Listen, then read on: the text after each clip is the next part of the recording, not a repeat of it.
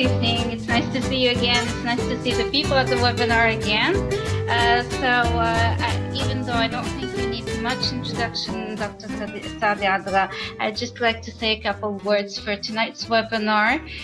It was quite a surprise. We're happy to have you back as advisors. Nice to have you again. Talking about one of those beautiful designs, the strategies don't work. What do we do when they fail? So we're looking forward to hearing from you, and we'll see again Antonio Rodriguez tonight, and I'll say a little bit more about Antonio later on. So, okay, thank you, Radia. Thank you. Good evening, ladies and gentlemen. Thank you, Radia, for the introduction.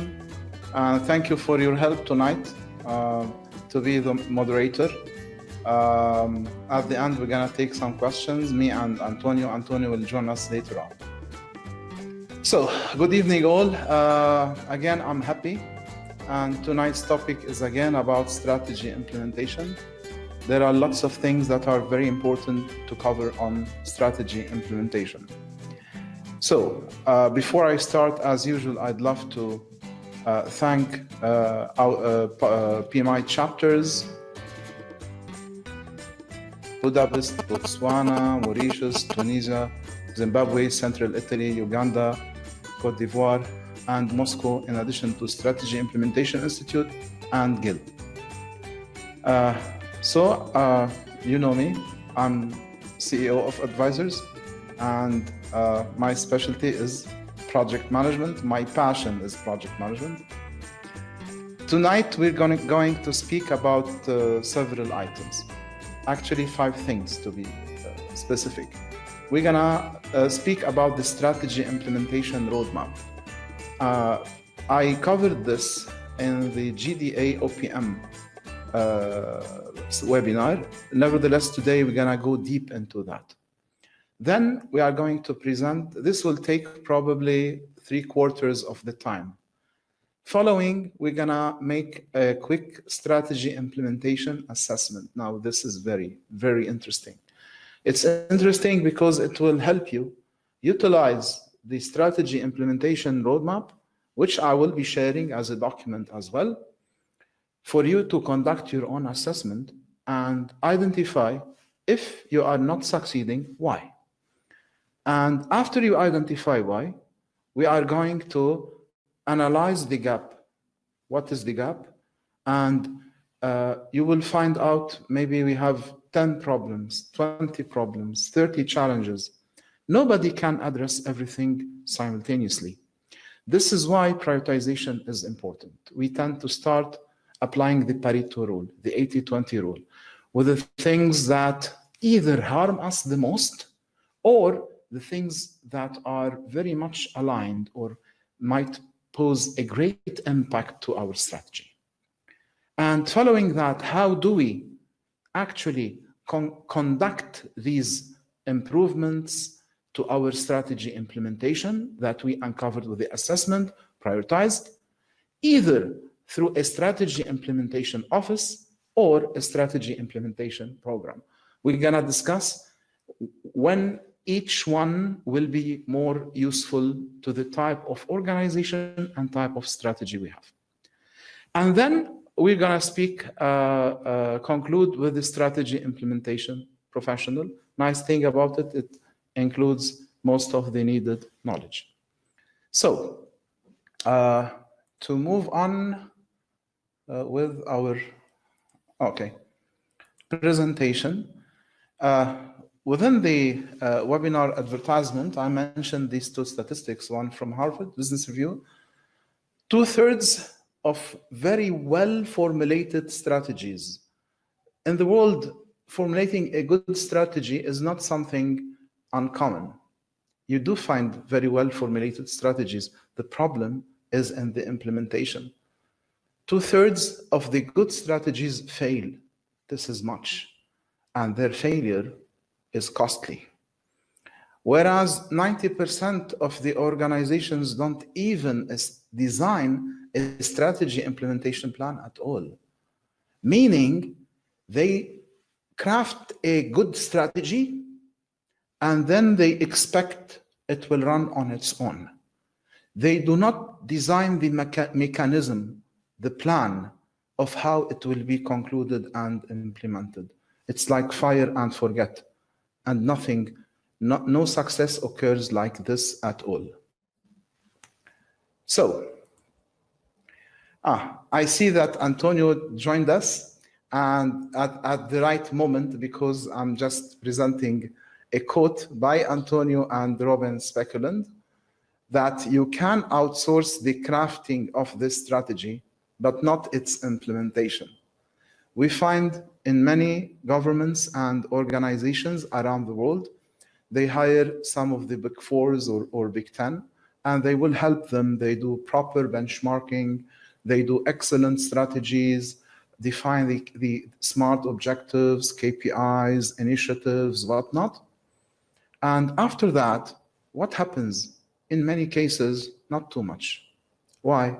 Because you cannot outsource the implementation of the strategy. You have to do it yourself. And what if we are not capable? We need to build the capability. We need to have the enablement. This is the whole story. So here I'm borrowing something from the Road Runner and the Coyote. And what does it mean when the strategy fails?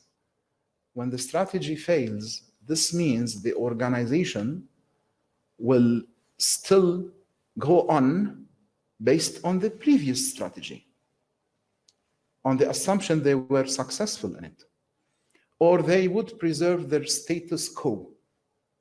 But preserving the status quo means we are going to go backward. Why? Because the world is moving on quickly and nobody waits for us. So it's either we are successful in terms of realizing our new strategy, the new tomorrow, the new reality, or we will find ourselves out. So, the strategy implementation map. Strategy implementation map, you've seen it more than once. I'm gonna share a document about it. It is publicly presented, the strategy implementation roadmap, which speaks about crafting the strategy, embedding, executing, sustaining, 4 stages. And there are 7 themes, okay?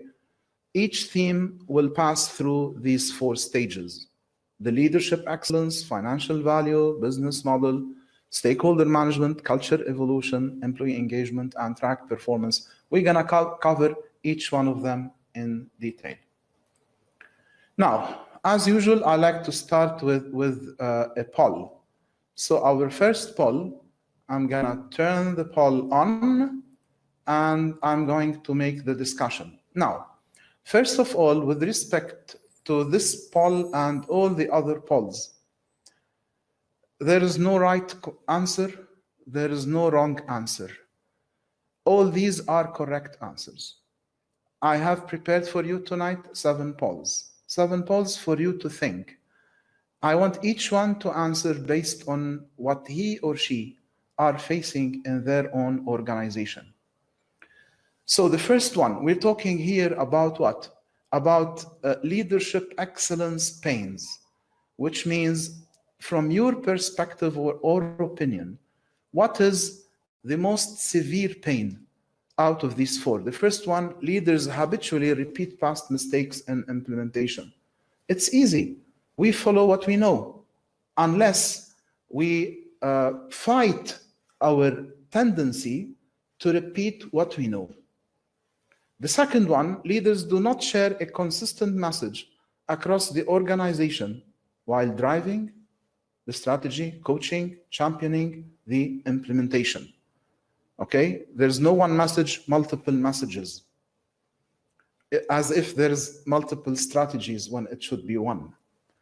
And the third one, leaders spend less than 10 hours per month. This is one of the statistics that I believe Bridges, Robin Speculand, and Strategy Implementation Institute came up with.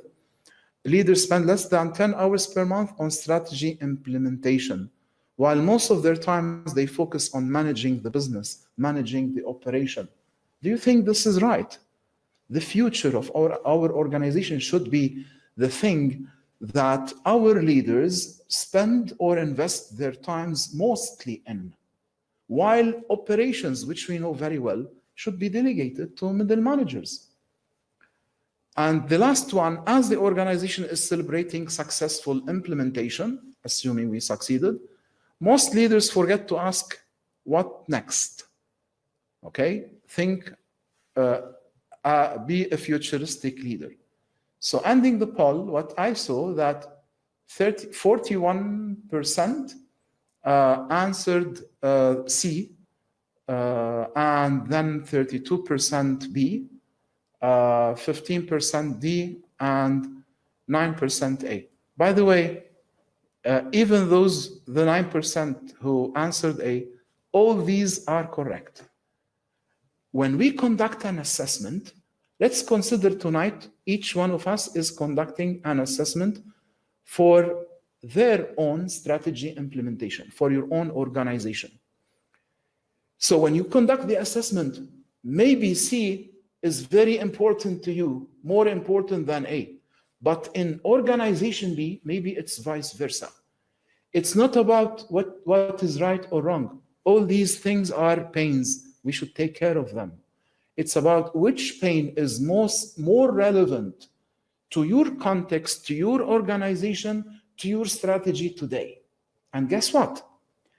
When you implement another strategy after some time, you're going to have to repeat the same assessment and the same exercise. And probably you will find that maybe C is more important for the strategy, maybe B is for another strategy. So let's move on. Now the ambidextrous leadership style. I don't know if you know the movie Dr. Jekyll and Mr. Hyde, they call it. And the Dr. Jekyll is the shy guy. He's the thoughtful person. He discovers this elixir, and when he takes it, he becomes this monster. Now, the ambidextrous leadership style means the leader can have two types of styles simultaneously. When he's focusing on operations, when he's focusing on something already successful, he's exploitative, meaning he's that monster. He's aggressive. He goes to the market with all his team and makes as much as they can in terms of market share, profit, and revenue. But simultaneously, as we said, it's not acceptable to spend only 10 hours per month on the strategy, which is more explorative, which is about the future, which is making decisions for things that will occur later on. So he needs to be a bit of this and a bit of that, and be able to toggle between them properly. Now, one of the important things as well to speak about leadership is that leaders should not implement. I've seen this a lot.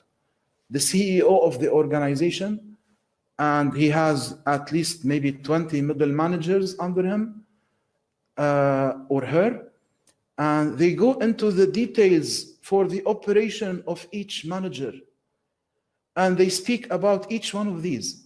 Now, if he does that, there are two things that are wrong. Number one, he's micromanaging, meaning he's not emphasizing the accountability on these middle managers. And if he does not do that properly, or she, okay, how can you hold them accountable? They will become not 20 managers, they will become 20 executive assistants or 20 secretaries. And we don't want that, okay? And the second problem, when they go and bury themselves in the implementation, who does the strategy? Who plans for the future? Okay, so they're not doing their job properly.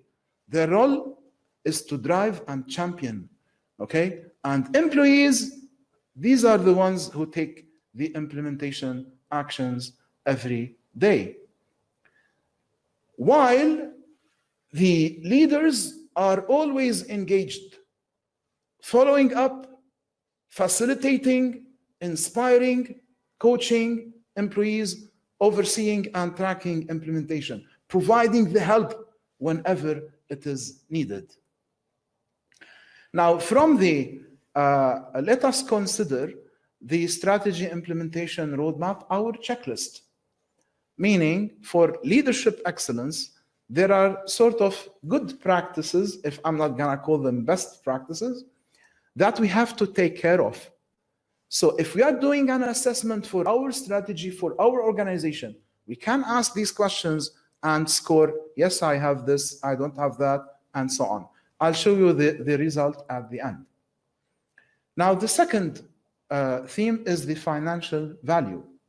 And again, we are going to start with a poll. Again, consider this poll as if you are assessing your own organization. So, budgets are finalized and fixated before a strategy implementation plan is fully developed. Is this right? What comes before, the strategy or the budget? I'll tell you what happens in many public and government organizations. They start with the budget. They make their budget the year before, and then they start to craft a strategy. This is totally wrong, okay? You do the strategy, and then check the resources required, whether they are financial, utilities, facilities, human, partnership, whatnot, okay? Even process, assets. You check what is needed, and then you build the budget accordingly. And of course, you will be constrained. You're gonna have trim in a place, maybe delay something into another place, but at least you are putting your money where it matters most for your strategy, not the other way around. I have this money, see what we can do with it. No. The second one is that budget allocation dilemma between daily operations gives me quick wins because it provides revenue and profit today, but will it provide the same for tomorrow? And strategic initiatives, which are long-term. So there's always this fight between the people who are getting you results today, the stars, and the people who are building the future. You have to balance. And the third one is about project portfolio selection and prioritization process. In many cases that I've seen, they are very shy in killing projects. And killing projects, if you go to the portfolio management professional exam or material or content, one of the most important tasks for a portfolio management manager is what? Kill projects. By killing projects, taking the bad apple, you keep the whole apples intact, okay? You spare these resources instead of losing them on something that will not provide us the value and the benefit we need on other initiatives that will help us achieve our strategy. Lack of agility and rapid adaptation. Then the last one, capturing benefits, measuring value. Oh, very important topics. How many organizations do you know do actually practice benefit management, management of value? The concept is still new, okay? There are some standards for it, there are some certifications for it, but it is not widely implemented. It's quite hard. In many cases, it's hard to identify the intangibles, okay? Intangible benefits that will not occur today, not before we finish. So let's see your results. Almost evenly distributed, maybe 1/4 on the budgets and the others 20, 22, 23. Again, no wrong answers here, no right answers, contextual answers, depending on your organization. So to move on, okay, with respect to financial value, prioritizing strategic investments and projects is very important to utilize a budgeting cycle to keep control of the finance through implementation and identify which initiatives are dragging us down without proper benefits. Also, important to assess value making and financial performance. All organizations have shareholders, and shareholders look for profitability. Even NGOs do not look for profitability as an end result, but as a means. If you are in an NGO and you are fighting poverty, the more funds, money, optimization you can have, the more you can feed, for example, or the more capacity you can build. You need to know how to realize the benefits from the projects and also reward leaders and employees. Back to our second part of our checklist, financial value, you're gonna find some best practices in crafting, embedding, executing, and sustaining. This is where actually the questions came from. Now, in my past presentation, I mentioned this and I decided to keep it. Why? This is very vital. Now, Jeff Bezos, CEO of Amazon, he's saying most decisions, you cannot wait to make them when you are 90% sure. By that time, you are too late and this is costly. You have to make a decision when you are 70% sure. Even if it is not the right decision, fail, but fail fast. Learn from your failure, get up again and make the better decision. This is how to be nimble. It seems it's working for them. Okay, if this method gets us an organization like Amazon, not bad at all. Now to the third one, the business model. And the business model again, let's start the third poll first. Okay. Now in this poll, okay. Employees, we're talking about business model redesign, okay, the pains. Employees don't change the way they work and keep delivering the old strategy.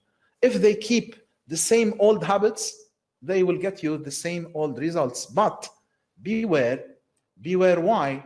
Because you will find out that their performance is gonna go down. They are delivering something relative to the past, not for today or for the future. Now, the second pain, leaders do not foster a to-stop list. This is very vital. I love the to-stop list. What is to-stop list? To-stop list is empowering your people, your employees, giving them the leverage to decide out of the 10 things we are doing,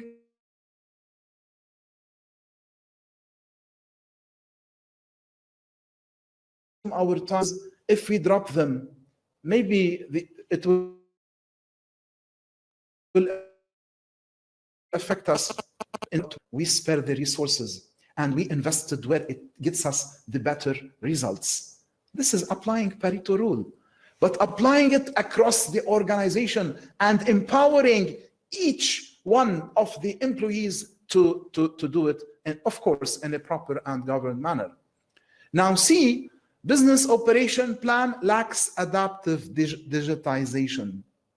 Listen, guys, we've worked a lot before on developing processes, manuals on paper, then automating these manuals to instill governance, quality, checklists, enhance results, efficiency, whatnot. But sometime before, we could have managed the whole system by paper. No more. Okay, everything is going digital, which means it's not the decision of to digitize or not digitize. The decision is in digitization, where are we? In every aspect we have, in HR, in finance, in customer relationship management, in services, in project management, in scheduling, in automation, estimation, and so on. All the fields, procurement, quality, you name it, all the fields, where are we on the digitization scale? Now, nobody goes for digitization for the sake of digitization, or for the sake of saying, yeah, wow, we are better than others, we go digital more. No, we do it to realize our strategies. So maybe I'm gonna invest more this year on digitizing customer relationship or a help desk, for example. Maybe procurement is enough this year, but next year I'm gonna enhance it, and so on. And the last one, adapting the business model to become project-driven. Project-driven. It's moving from selling. This is the project revolution. Antonio has been for years speaking about it. Now we are hearing a lot about it, okay? It's echoing Antonio. Now, project revolution tells us organizations are doing less operations, more projects. Instead of selling boxes, they sold products. Instead of products, services. Now they sell projects. What does it mean? It means a turnkey, everything, the service that comes with it, which means your client becomes your partner for life, maybe for years to come. This is how we achieve sustainability for our organizations. So, of course, the leaders, adaptive, take steps to transform the organization hierarchy, structure, process, and system if we are going to go into the project-driven discipline more. So I see 51% goes for that. Wow, habit. I love, maybe because I'm originally a project manager. Again, they are all very important at various levels. Now, to move on. Now, change. You want to have a new business model. What do we mean business model? Or business operation framework, if you want to call it, okay? The way we are doing things, the process, the tools, the techniques, all these, they require change. And change is not easy. Change is hard, okay? And many people do not like change. They like their safety zone, to stick to it. But with change comes opportunity. Now, adopting a new strategy, okay, to translate it into changing the current business model, I've seen this case, believe me, okay? Yeah, this is a real innovation, but we never tested it before, so no, keep doing things like we've been doing it before. Maybe the employee is more agile, more experienced, more courageous than his boss. What do you think would happen to this guy? Nowadays, he leaves, okay? And either the manager changes or somebody would get the manager to leave in order to keep the organization alive. Now, sometimes the changes could be small changes, and sometimes we need to change something drastic, okay? Like when you adopt digitization for something we never used before, okay? So the business model should change to support the implementation. Ask yourself a question. You have a strategy and you never thought about adapting or changing the business model. This means you are asking your people to use the old business model, yet to provide new results. Reminds me with the famous saying, insanity is trying the same thing over and over again and expecting different results. Again, our friend Jack Welch, this was long before, over 10, maybe 15 years. Biggest opportunity, big companies, is what? Digitization of internal processes. And a nice statistic from Pulse of the Profession by PMI, that they found out most organizations fail in their change activities. and less of 20%, they have proper change management capabilities. So if you are not good at change, how can you change the business model? And if you cannot change it, how will your strategy succeed? It's common sense. But I've read the other day, common sense is not very common. Loved it. Common sense is not very common. Also, I love this as well. Okay, you want to make an enemy? Go and change something. Somebody would be crazy and you just won yourself an enemy. But this is something we have to do. We do the change and we know before we do it that some people will not be happy. And maybe these people, they have politics, maybe they have power. Yet, if you believe this change is essential for the survival of your organization, you'll have to do it. But be smart. Let's adapt some change management processes. Let's conduct, for example, a change readiness analysis or assessment, okay? Maybe we can do it over baby steps. Maybe we can pilot. Maybe we can identify early enough the resistance and see what to do about it. And again, I always use this again. If the rate of change inside is less than the rate of change outside, the end is near. The only question is when. And back to our checklist. This is where, again, you can take this, utilize it as a high-level checklist, do your assessment, do your scoring, and identify which stage within this theme, the business model redesign, you have to work on. And this gets us to the fourth one, which is culture evolution.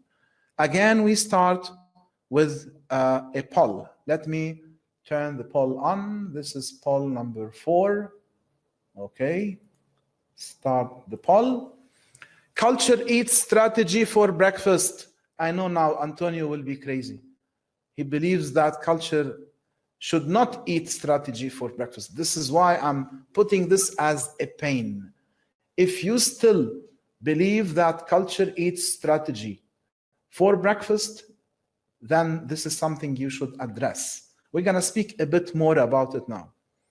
The second one, many leaders do not even acknowledge the impact of culture on strategy implementation. They don't understand it. They don't think about it. They think about numbers, figures, time, cost, etc.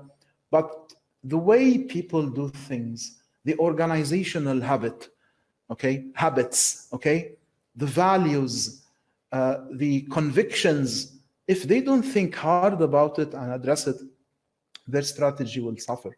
Now, the third is accountability for delivering on strategy is not clear. This is very important. Why? The CEO goes and he makes some very nice statements. We're going to do this, we're going to do that, and so on. But he does not identify which division should provide which result when. Just like having not a project, a very high program roadmap or program level plan.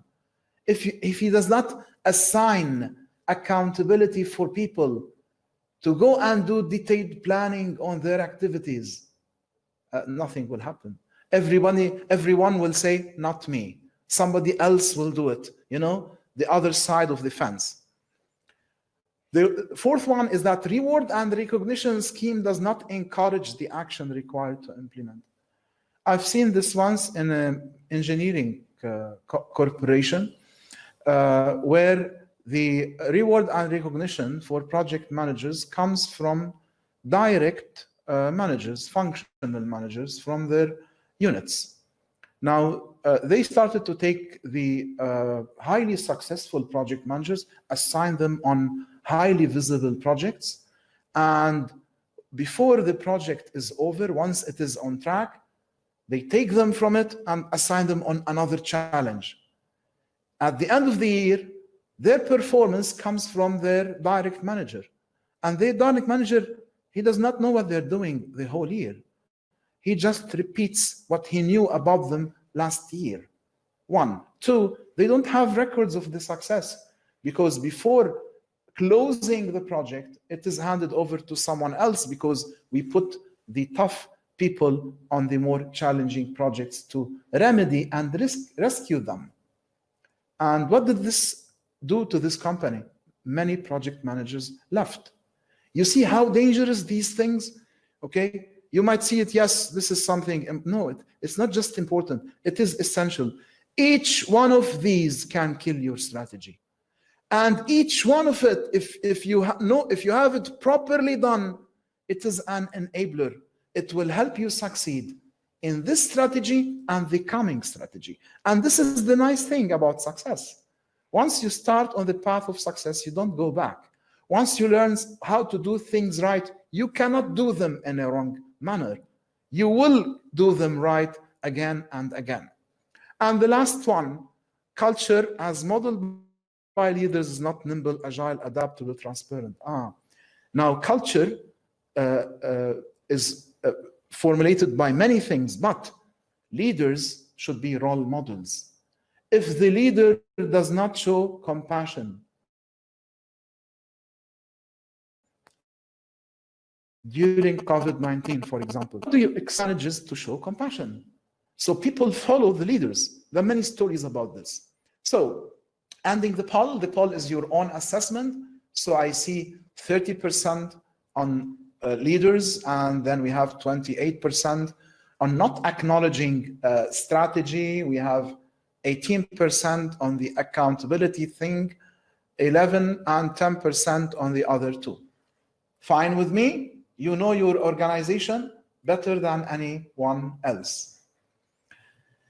So in many cases, people do not change their strategy. Why? Why they do not change it? Because they say, we are a big company. They have their ego. We've been doing this for the past 10 years, 20 years. Why should we change? Okay? We know something others do not know. We know the secret of the trade. You know, some years back, who wrote the book, The Death of the Competitive Edge? Maybe Antonio will tell us in a while. Is it Rita McGrath or somebody else, Antonio? So just because people have been doing something for years before does not mean they can still do it in the future. Does not mean it is the right thing for tomorrow with respect to our organization. And now changing culture is not easy. It does not change because we decide at the board of directors to change it, okay? It changes when we transform the organization. It reflects how people, how they work together, make their decisions every day. So let's assume that the culture is the shark, okay? And we don't want the shark to eat strategy for breakfast, to make Antonio happy, okay? How do we do that? When you are working quickly, delivering strategy that drives the strategy can drive the culture in many organizations the way they implement it. We want it the other way around. So I thought about it. If culture was the shark, what would be the strategy? Would it be the whale? And I discovered no. Strategy is the dolphin. Why is it the dolphin? Okay. Let me see, I got a video. I'm gonna play only less than a minute. I hope it works now, the video. It's a long-known fact that sharks prefer to avoid dolphins.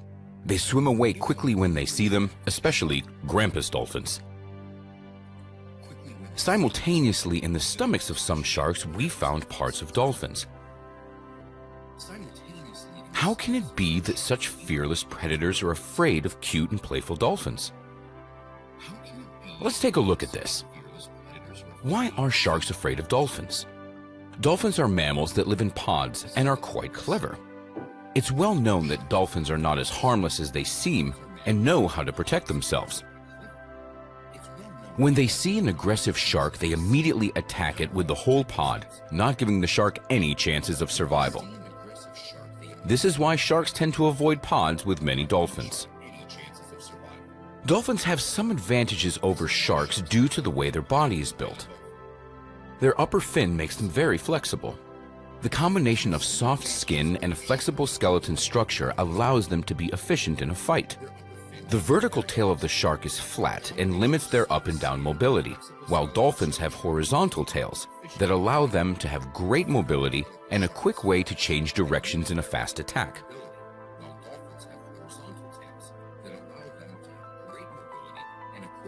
The heads of dolphins have very thick and very... So they are talking about great mobility, okay? This is being agile and being nimble. If you are agile enough, you are adaptive enough, you are nimble enough, then your strategy is the dolphin or the pod of dolphins. And these will drive the shark, which is the culture, in the new direction you are looking for. But it is not easy. Now, again, from my past presentation, I used this from Dory Clark. I love to use it again because she's so positive. If it does not work, it's not failure, it's data. It is important those who succeed learn not how to succeed, learn how to fail properly, fail fast, okay? Move on, learn from it, okay? Again, being agile, being nimble, okay? Have compassion and focus on what makes you happy as a leader, as a middle manager, and as team members as well. Have you ever found somebody leave an organization where they are happy in? Even for better pay, they do not leave. It's very rare to find organizations where you are happy in. This is why you tend to stay. So they have very high retention for their people. Again, culture of evolution checklist. Let's score ourselves on this and move on. Don't worry, I'm gonna give you the document and you can do your own assessment. Now to stakeholder management, again with another poll, okay? Bear with me, this is the 5th poll, we still have 2 more, okay? But believe me, the poll is for you to learn the content inside, which is very important. You're gonna find things in the poll that applies to your organization and your strategy. So number 1, communicating a new strategy depletes within 6 months. The CEO, the leader starts to speak about it, and after 6 months, nobody hears anything, and back to normal. B, leaders do not invest time to communicate, equip teams with the right skills to succeed. You want them to do something new, and you don't teach them how to do it. Provide the tools, the techniques. Communication is not transparent, does not engage employees, okay? We have a strategy, but it is a secret, okay? If you're not above level 15 in the organization, you cannot access this strategy. And the last one, stakeholders are not identified properly, categorized in order to identify appropriate communication per each group. Now, all are correct. I end the poll and I find great focus on stakeholder identification, categorization. Is it because our group has lots of project managers? So when we ask a question, we know from the PIM book, many of us tends to answer, why not? Okay, but all the others are as important. So we move on. Now let me just take myself off. Okay. Now, how have leaders recognized that the launch is only 15% of the over-implementation communication goals? You know, in Arabic, we have something called fawrit kazuz.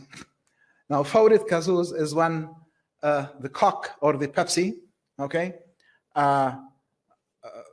gets out, pops the juice from inside, and afterwards, what happens? Wait for 5 minutes. Does it pop anymore? No, all the gas is out. In many cases, this is the way, unfortunately, organizations approach their strategy. Just like the Coke bottle, okay? They speak about it, they're enthusiastic in the first 1 or 2 or 3 months, and after The lunch, nobody says anything. But the lunch is only 15% of the communications required. You are missing on 85% of the communications. You cannot overly communicate the importance of communicating the strategy. This is very vital. This is the thing that will keep your people aware, on their toes, and working hard to achieve the strategy as a leader. Then again, I've spoken about this before. Again, in one of the statistics, they found that one of the most important skill that is needed, interpersonal communication, collaboration. This is why they need lots of account executive development managers and so on. Not only AI, okay, not only the technical, the human skills are in bad need today, not even tomorrow. So again, our checklist, use it, do scoring for your own strategy, and let's see what will happen at the end. So we go to the sixth one, employee engagement, and again, I'm going to start the sixth poll. Okay, number 5. Sorry. Okay. So in this poll, let me reduce. Okay. Employee engagement pains, only 5%, and this is proven statistics. I think also by Robin Speckland, only 5% in the organization, people in the organization, only 5% of the team members knows why it's changing, understand the new strategy is all about, and can identify how it will impact them. The second one, employees are not equipped with the new skills required to implement the strategy and to make sure they are engaged all the time. And the third one, middle managers are not acting as a linchpin to allocate and inspire resources. You know, a critical role for implementation is for the middle managers. Why? They control the resources. If you find the CEO trying to speak to everybody in order to implement this strategy, this is totally wrong. He will not succeed, or she will not succeed. And the last one, reward and recognition system still follows the old strategy status quo measures. If you are measuring me on something old, how do you expect me to change it, okay, and lower my performance? I'm gonna keep on doing what I was doing before, and I will earn the bonus for doing the wrong things because you define things that are not right for the organization. So we ended and we find, yes, 32% not equipped with the skills, not engaged. Then the 5%, those who know about it, middle managers, and the reward and recognition. Again, no wrong answers here, only contextual answers. Now, when talking about, I'll be speaking in the C-level. Okay, what if, and I know this sounds kooky, we communicated with the employees? Okay, how many organizations do you know who are like this? I know quite a few. You have to support your individual employees within any transformation, okay? They need to understand the impact of change on their current and future status so that they are engaged and they work with you. They need to know which direction to go because for each one of these, they are going ahead. But ahead, again, is not the same for all. I see a problem of communication. I see a problem of coordination, of leadership. And then I get this from Marshall Goldsmith. Okay, again, Antonio, Marshall, your friend, okay, #1 in the world in terms of coaching. And he's talking about if organizations live in a dysfunctional behavior or people live in a dysfunctional behavior for so many years, they get accustomed to it. They don't want to leave it, okay? They want to stick to it. This is something, it's like having not a pain, it becomes an illness, okay? One thing about implementing strategy, it is hard for employees because at one point they will have to do their old jobs and they will have to do simultaneously something new, which is more work for them. Nobody likes to do more work unless they have passion for it, unless they understand the reason why, like Simon Sinek says. Again, our checklist, we use it and we identify what weaknesses we have and what not. And the last one, tracking performance. So we start the last poll. And the last poll, okay.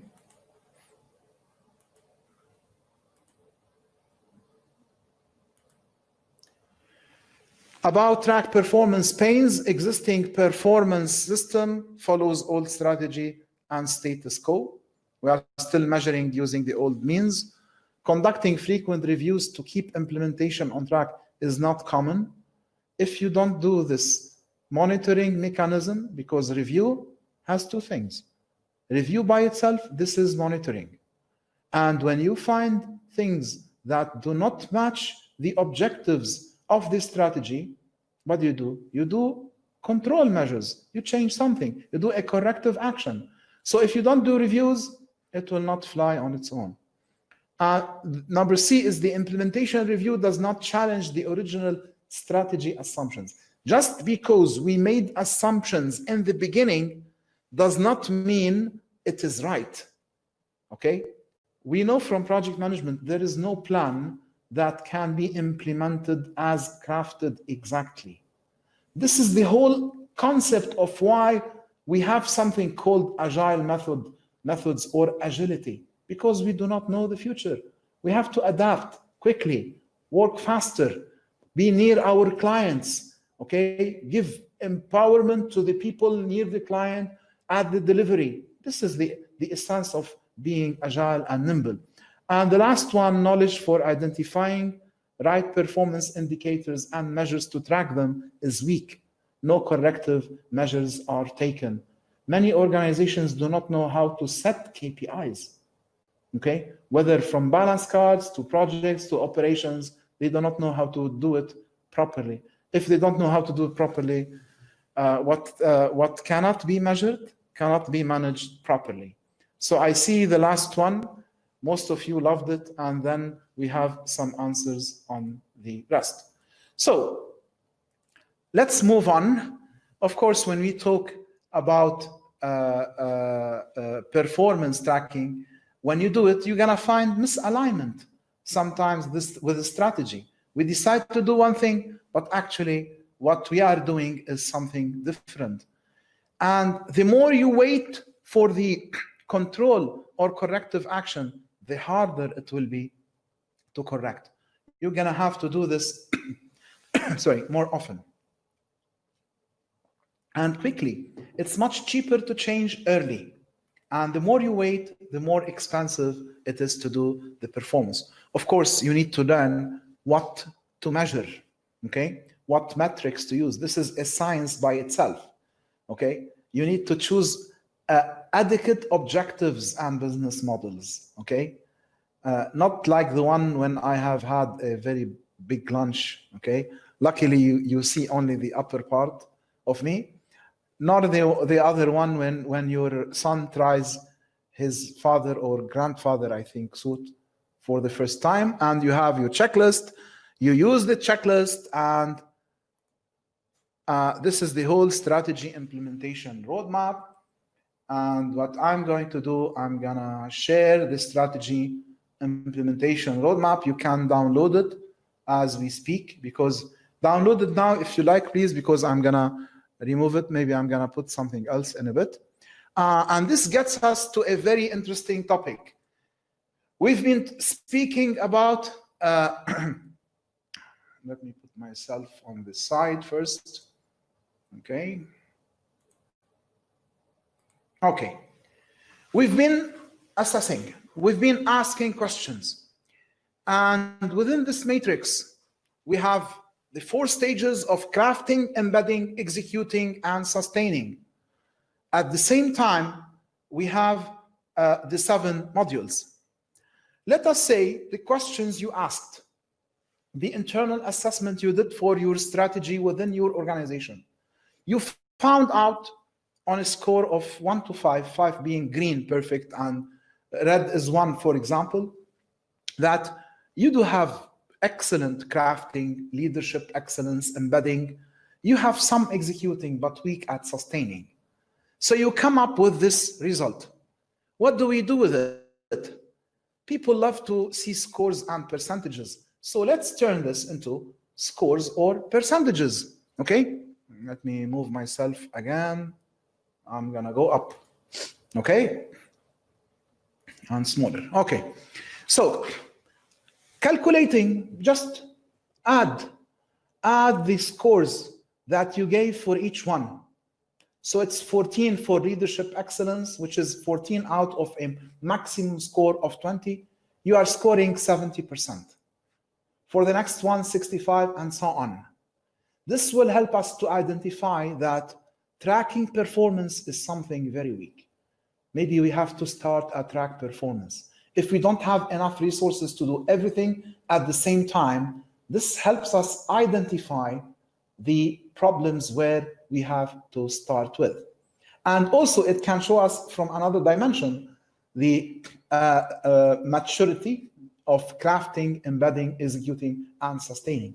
And guess what? We do this assessment for every new strategy.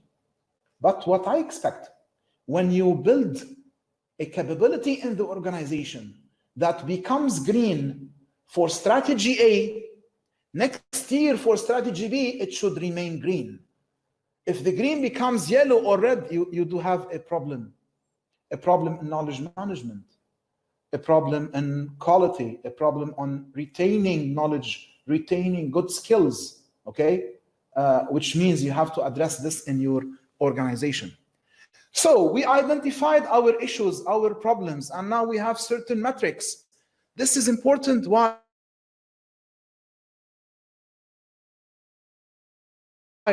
Believe me, you want to speak to top managers supported by facts, and they will listen. Now, what do we do next? Very simple. What is the gap? The light blue is the light gap, and the hard blue is the hard gap, which means this is where I start to work. So how do I do prioritization? Okay? You cannot do the hard blue before you do the light blue because it is a prerequisite to it.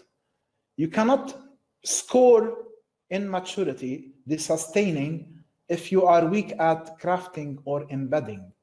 Okay, it's a ladder.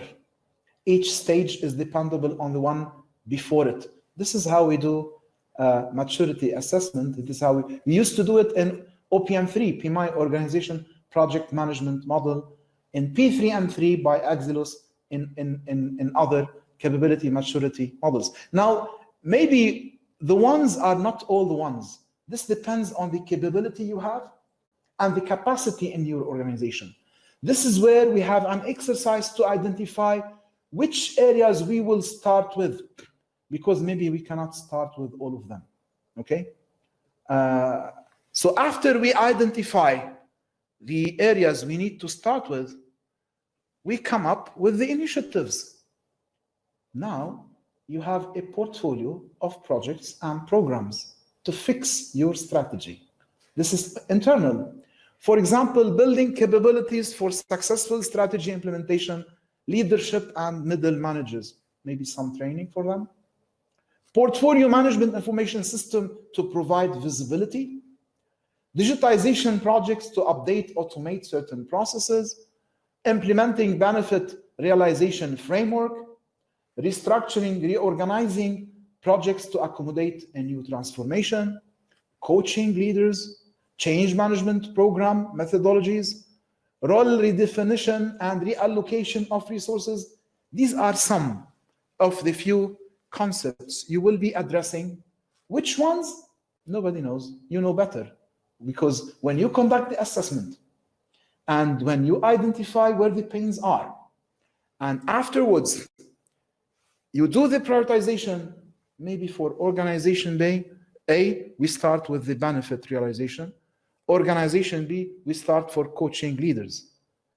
And it all depends on the budget we can allocate and the time and resources. But we have to fix them. And once we decide to fix them, now we need to make a decision. And this decision, okay, it's a hard decision, it's a complex, not easy decision. Are we going to establish a strategy implementation office? Okay, is it going to be part of our strategic management office or vision realization office or a unit within it? Or are we going to establish a program with sub-projects like a transformation program or a vision realization program? Again, no one correct or wrong answer, depends on the organization. And afterwards, we use our Agile organization development framework in order to implement it. Now, the last two slides, this slide and the slide before it, okay? I've spoken about them in several other webinars because they require 1 hour alone. I'm just linking on how to do the strategy implementation office. And now, finally, before we take the questions, and I know I took a lot of time tonight. I'm usually faster. I decided not to go fast because the topic is quite sensitive. We learned what the strategy implementation roadmap is. We conducted an assessment. Of course, it's not rigorous. This is only a showcase for your strategy implementation against the strategy implementation roadmap. Now, of course, when we do it, it's not only the topics, okay? It's the whole details within the strategy implementation program. And we identify the gaps. We prioritize with respect to themes and stages. We develop the needed implementation enablement initiatives, and then we conclude them through an office, strategy implementation office, or a program. We fix the strategy implementation. We succeed. We celebrate. What do we do next? Repeat the process for each new strategy implementation and expect to be better. Because when you build maturity, if you build it right and it is sustainable, you don't do the same improvement project or initiative twice. Now, by this, I finished tonight. And before we take questions, allow me to, I think now is the time for Radia and Antonio, Dr. Radia and Antonio, to join us. I'd like to tell you about next week. Our friend, Dr. Muhammad Mutawia, he's director in Orascom. He is going to speak about project management maturity assessment, very much relevant to what we have been talking tonight. And the week after, we have our friend Rashida bin Farhat from speaking about agile project management from France. These are the last 2 webinars in our 14 webinars. Now, the good news, we have, I think there are 12 or 13 or 14 new ones and panels. And I'm happy because you're going to see Antonio again, okay? But it's still a secret, when and how and with who, okay? Within our next batch, which I believe we might be ready to launch it by next week, the next 14 free webinars to share knowledge, to survive the pandemic together. Thank you, and excuse me for, I think this is the longest webinar so far.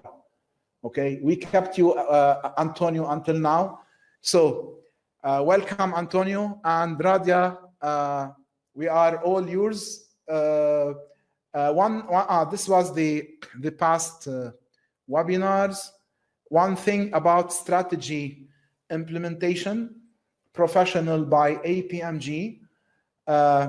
I would like to thank Antonio and Robin because they extended their 50% offering for the exam, both the exam and the content until end of July. But as of August, it's going to go back to its original price. So if some of you are interested, this is a good time to think it over. I'm sharing here the document on the strategy implementation. Now for questions and answers. Radia, you need to unmute yourself. Also, I think, Antonio, you can hear me? I cannot hear you. I can hear you. I can hear you now, Antonio. Radia? Radia not.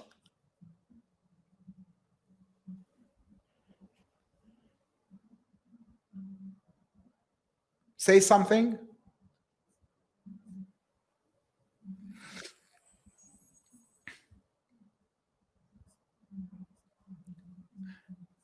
Radia, we need you to learn what questions to answer, because I was not able to see anything in the chat while delivering the presentation.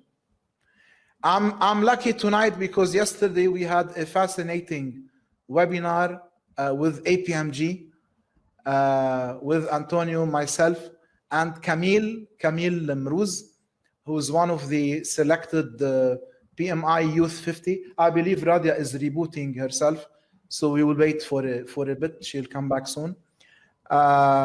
It was very interesting. I was very happy. Okay, and I'm happy to be here with you, Antonio, again tonight.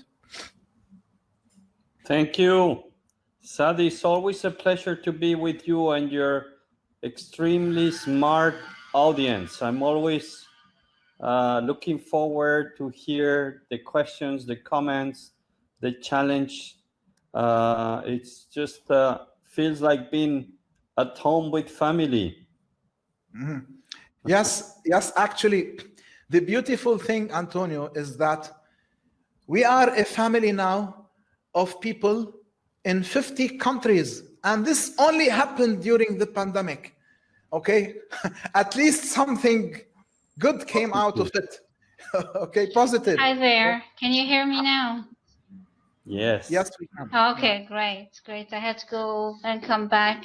Nice to see you again, Antonio. Thank you very much, Saadi. It was really wonderful. I really appreciated the entire, you just developed an assessment tool. You didn't just give a webinar, so that's really interesting. And I think what stuck to me the most is the relevant analogies you made with the animals. That was quite something. So I'm going to start taking questions for you and Antonio. But maybe with the permission of the audience, I'd like to start with one little question for me, if that's okay with everyone. You know how you were talking about culture eating strategy or strategy eating culture? I was wondering, does one have to be the shark and the other one the dolphin? Can't just, work together without any adversity? I don't know which would like. Do you want to take that one, Antonio? Yes, please do that, Antonio. Yes, go ahead. Radia, this is a great question, which I don't have really an answer. Okay. But I do believe that, yes, there needs to be a way to collaborate. Mm-hmm. Even the worst enemies should be able to collaborate. And talking about strategy and culture, we often see them differently, either culture, either strategy. And I think the best companies, they mix that. They have like the Amazons, the Googles, they kind of blend strategy and culture, and they don't make that much of a distinction. And I think that's where the success happens. Dr. Saadi was talking about that. Few companies manage to get that connection, that chemistry between the shark and the dolphin, and it works, but it's not easy. Okay, well, that was good enough for me. Thank you, Antonio. Saadi, anything you wanted to add?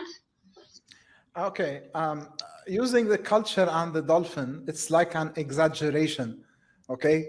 But I believe when we are talking about concepts, sometimes giving it an exaggeration with a figure in mind would get the idea to the people.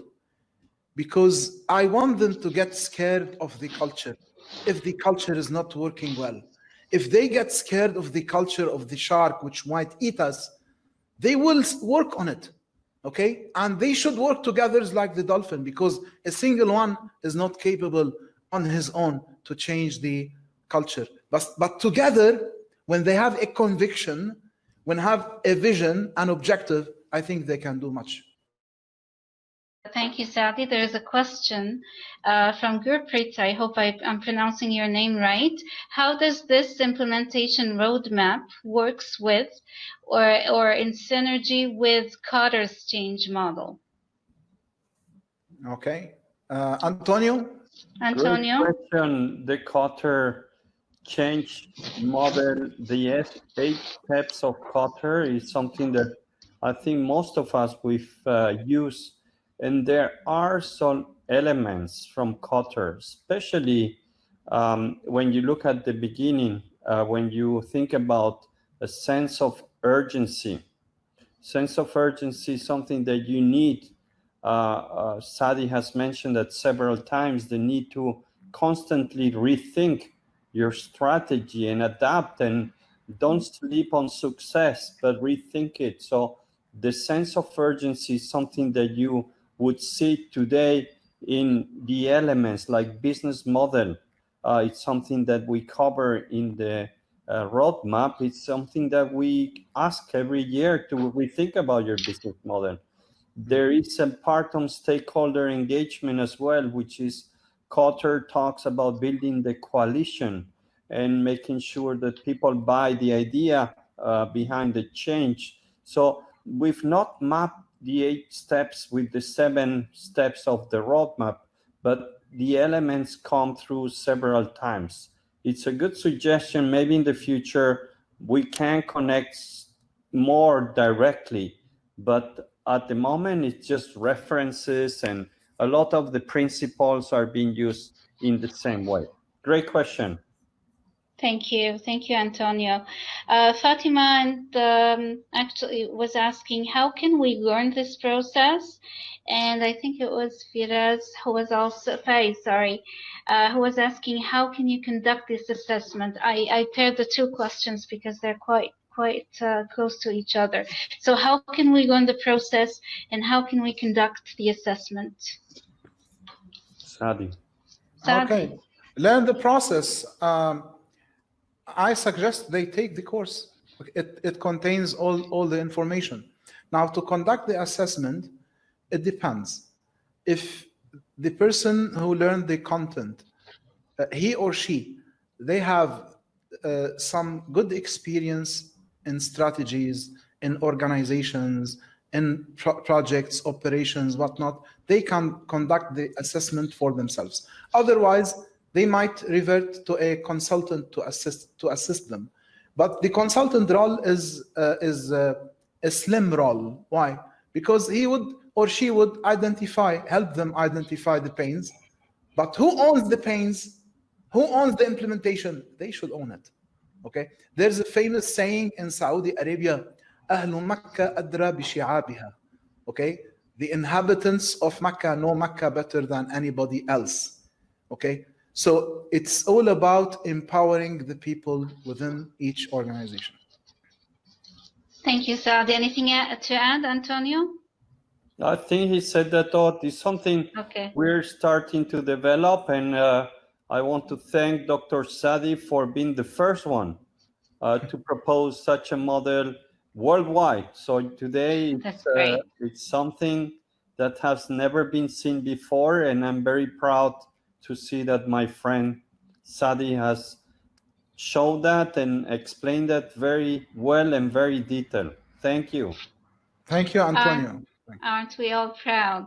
Okay, Mohammed Zain Bagasu, welcome, Mohammed. I haven't seen you for a while. Has a question. Can we just divide strategy implementation into bits or ingredients on employees so change is smoother?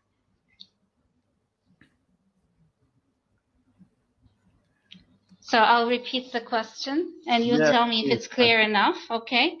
Is it viable to split a new strategy into small gradients so it will be assimilable to every employee to get a smooth change to realize adaptive change? I think it's a great question, Mohamed. Thank you. One of the challenge when you break down the strategy into little pieces, and this is something that the Balance Scorecard did very well, you might get lost into the process. The process might rule implementation. And what we've seen is that the companies which are more successful, they are more principle based. Most of our decisions are triggered by the customer. So all what we decide has to be customer first. That's a very broad strategy, but everybody can take that to their own little work. If you are facing customers or you're working with internal customer, every time you need to make a trade-off decision between efficiency, cost, or customer, you will always decide for customer. Or the opposite, when we're working on an efficient strategy, it's about efficiency. So I think the idea is good, but what we want is to empower people in the organization to take decisions, to be accountable of the goals and the objectives, but not so much about the task and the activities they need to do, because then you're micromanaging, and that is against agility. It regions the organization. It doesn't allow for fast and speed and smooth decision making and changes.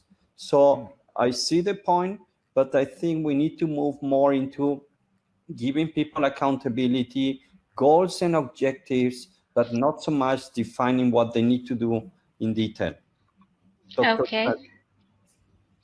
Thank you. Anything to add, Saadi? No, I'm good. I'm good. Okay. Saeed Arshad was asking, can you provide us with tools for gap assessment? You were talking about gap assessment after the assessment itself, and you were talking about soft and hard. So, would like to elaborate on that beyond what you've shown us during the webinar. So you want all the rabbits I have? Actually,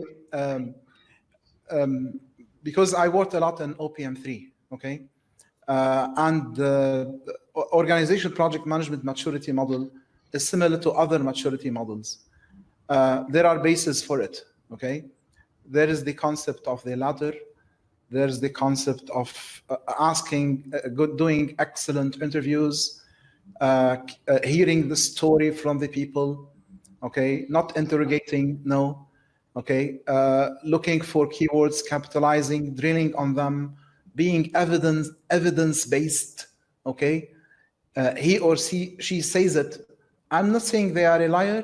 I'm not saying they are 100% correct, okay. But if I can hear the same content from somebody else without any bias, then the tendency to believe becomes more. It employs a lot of critical thinking as well, okay, in order to identify, yes, we have this capability. We are capable, we have this enabler or not. Coming up with the proper gap analysis is key. Why? Because based on the gap analysis, the board will do the prioritization, not us. We will do recommendation. But the smart board, they always ask us, you said we have a gap here. What's the proof? Okay. So if you did the whole process in a right manner, you already have the proof. Just show it to them. Okay.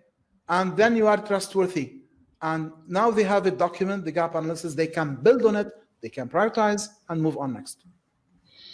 Thank you, Saadi. As it asks, how do you transform to a resilient culture? Antonio? Resilient culture is a great question, and it's something that many companies fail to do because you need to accept failure. If you're in a company where failure is not accepted, failure is punished, then you cannot be resilient. Resilient is about coming back after failure, coming back stronger. So I think one of the big principles about being a culture, a resilient culture, is allowing people to fail and come back quickly. So you need to accept that. And for many leaders, that's not the way they've been raised or educated. Failure has to be punished. So I think it's less complicated than we think, but to implement it is very, very difficult. It's people need to be allowed to try things, to experiment. Projects should be canceled if they don't, if they're not strategic anymore. The stop list that Saadi was talking before, this should be things that people keep openly and talk about it. So I do think that it's a really important culture nowadays, because if you don't fail, you don't learn. But it requires very strong leadership that leads by example. How many times have we seen leaders saying, I failed, I made a mistake, we should have not done that? It's not easy. I don't see that very often here in Europe. I don't know in the Middle East. I don't think that's common. But once you do that switch, when leaders start leading by example, admitting mistake and saying, I learned from it, I'm going to do better, that's where you get resilience throughout the organization. Great question again. Thank you, Antonio. Mustafa Buhari, the question is, what is the correct criteria when you establish new KPIs for the firm's new strategy? Again, what is the correct criteria when you establish new KPIs for the firm's new strategy? Saadi, would you like to take this one? Well, actually, I think they should go back to the balanced scorecard. They have a full standard there. It is proven. It is tested. It is utilized by most Fortune 500 organizations, all of them, I believe. So that's it. The reference should be there. From there, maybe now I think we will have one of our speakers. He will speak about KPIs. He's a specialist in KPIs in batch 2 because this is an important topic.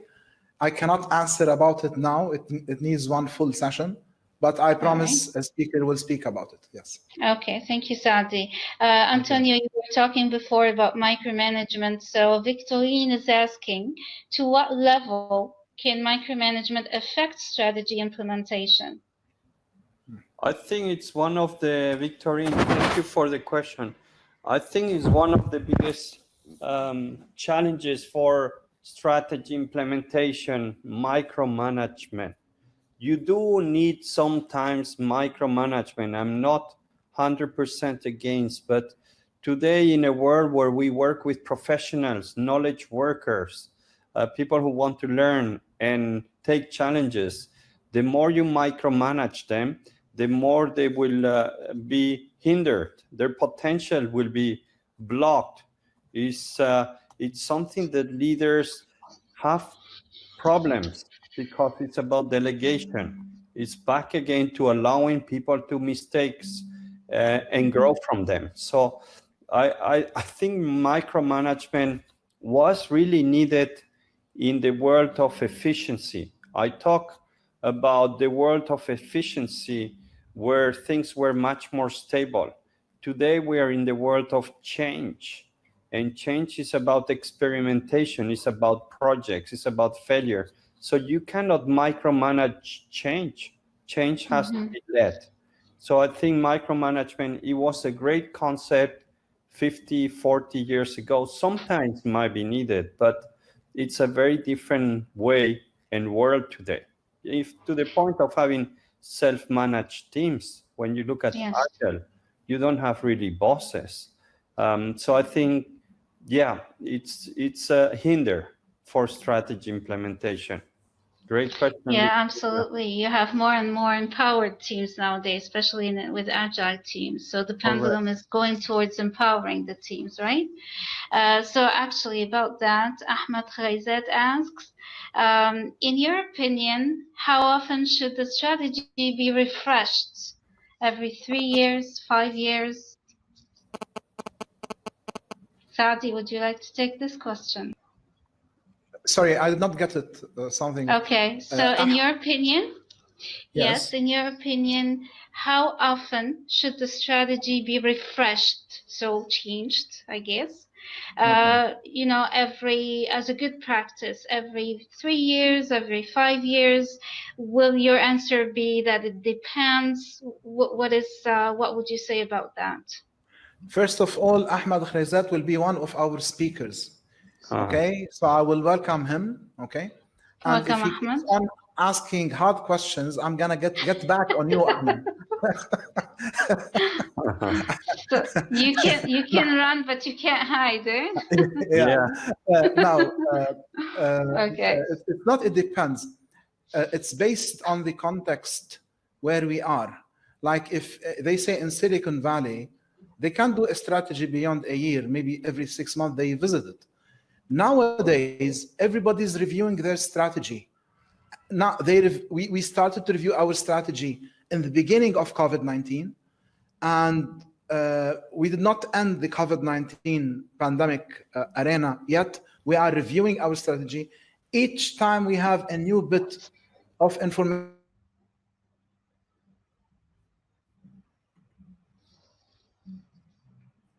Now, could be a light revision to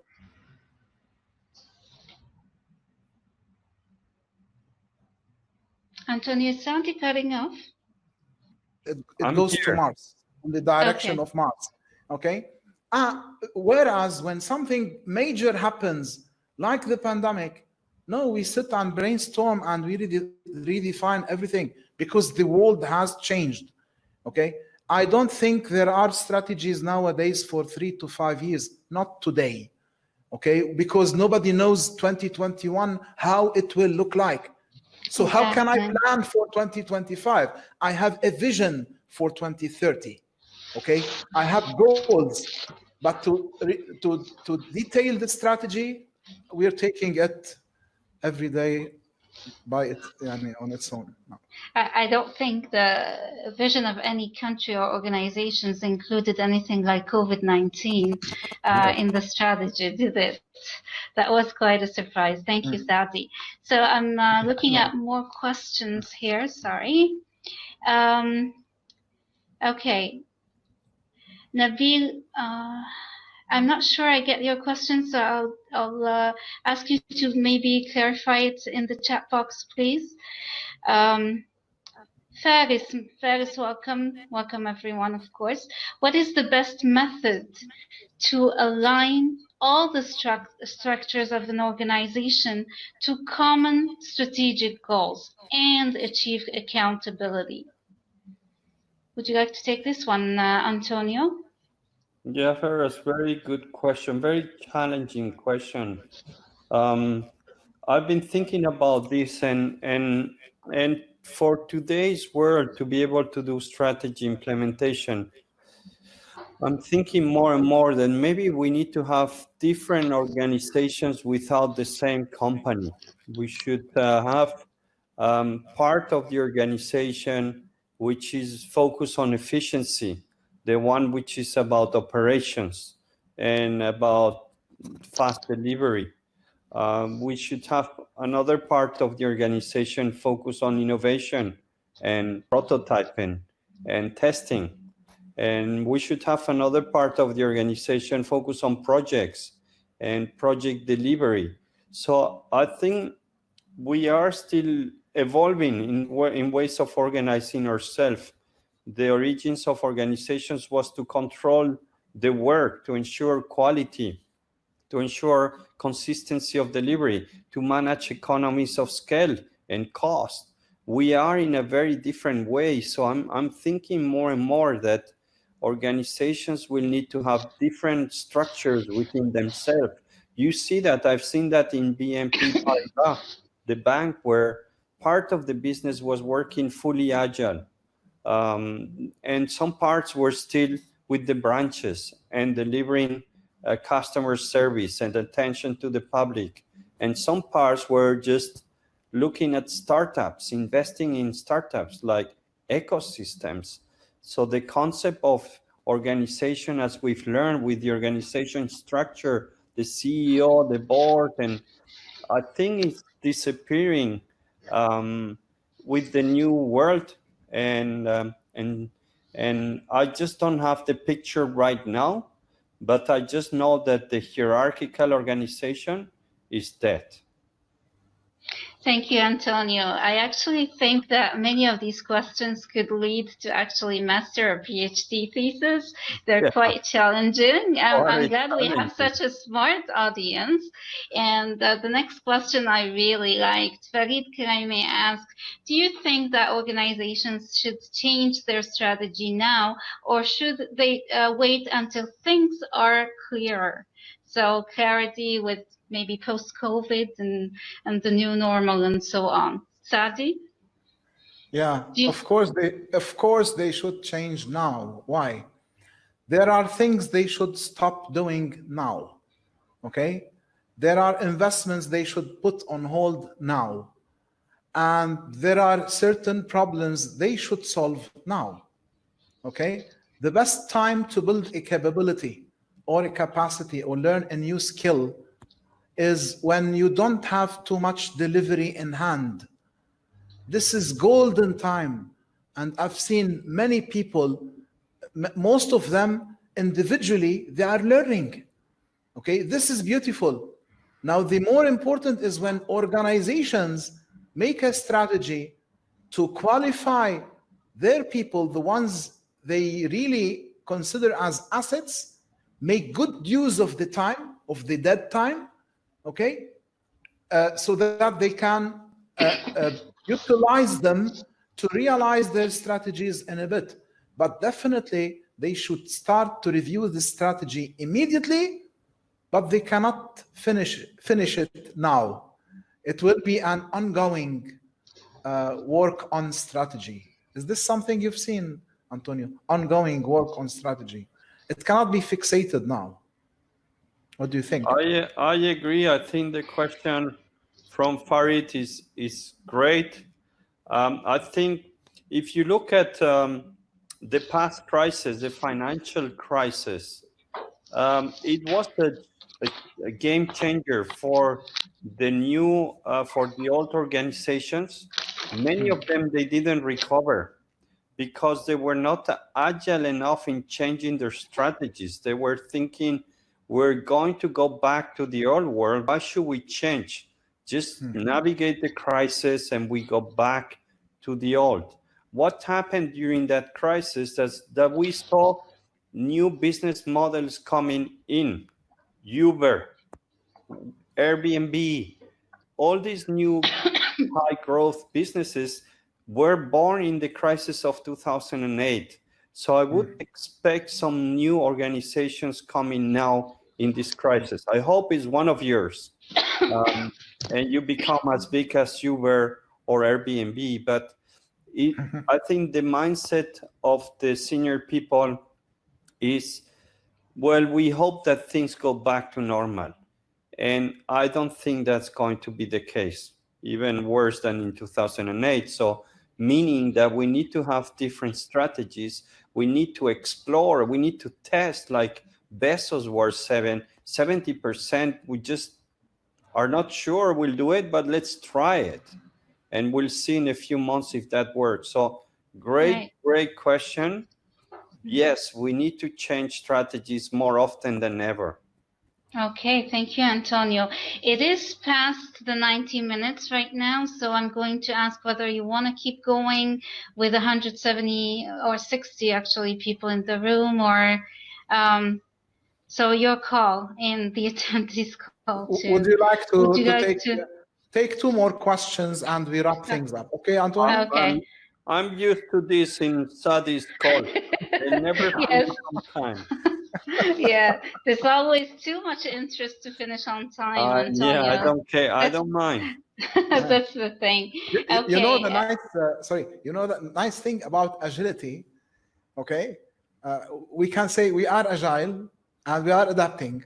So we are not finishing on time, although agility is being quick, okay? But I don't think there is something quick about knowledge, about sharing, about learning, okay? The more we get from it, the more we need to invest in it. Okay, so this question from Munir Jode, why can't strategies be broken up according to sectors, like strategy for construction, strategy for F&B? Any reference to see like lessons learned or situational best practices to different sectors? So can strategy be broken up according to sector? This is his Munir Jode's question. So who will take this one? Munir. I'll take yes. it. Okay. One of the organizations we work with is actually a holding company. And within that holding company, they had investments for agriculture, for tourism, and the third one, I think, manufacturing. Okay. So when we work with them on their portfolio management, we had different objectives for each portfolio. What you can do with agriculture is different than what you can do in terms of manufacturing or in terms of tourism. So they were more like three distinct organizations under the same holding company. Okay. Of course, they share values. They share high-level objectives, but internally they can be different beasts. Okay, they can be different. Okay, thank you, Saadi. Anything to add, Antonio? I think yes, you should have actually different strategies depending on the industry you work, and the challenge today. I heard some of these big thinkers that the way we learn about sectors, it's also disappearing, which by say is a strategy. For example, Amazon going into IT, for example, with the cloud, Google going into banking and cars. So I think the way we've learned sectors, although it's still valid in some of them, construction, tourism, I think the future also says that there will be maybe a more vague view on sectors. Companies will play and jump from sector to sector. So it's going to be different, I think. And obviously some strategies will work better in some cases than others. So yes, I do think that you should break it down, but consider that sectors are not fixed and they will be moving. Okay, thank you, Antonio. As you're talking about thinkers, I'd like to remind the audience that we have two thought leaders here. So Antonio is actually a world champion in project management, and he's soon to publish a project management handbook with Harvard Business Review. So that's a biggie. Congratulations, Antonio. Saadi, in addition to all his achievement, has won the International Snyder Prize with PMI for his research on silos. So I would like to wrap up this session.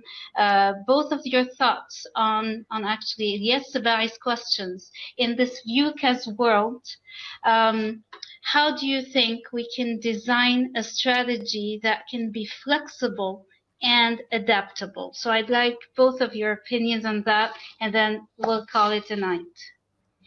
Saadi, would you like to start? Flexible means what I would do is design a strategy for a shorter period. Why? Because there is this famous saying for this old legendary a Japanese fighter, when there's too much cloud or things are gray, okay, you have to find a means to have a holistic view, yet look at the small details in front of you. This means that, yes, we need to revise our vision. Of course, we're gonna spend a lot less than before. Okay, we have to do that in general to survive. But maybe there is a chance to find our new competitive edge, redefine ourselves, for example.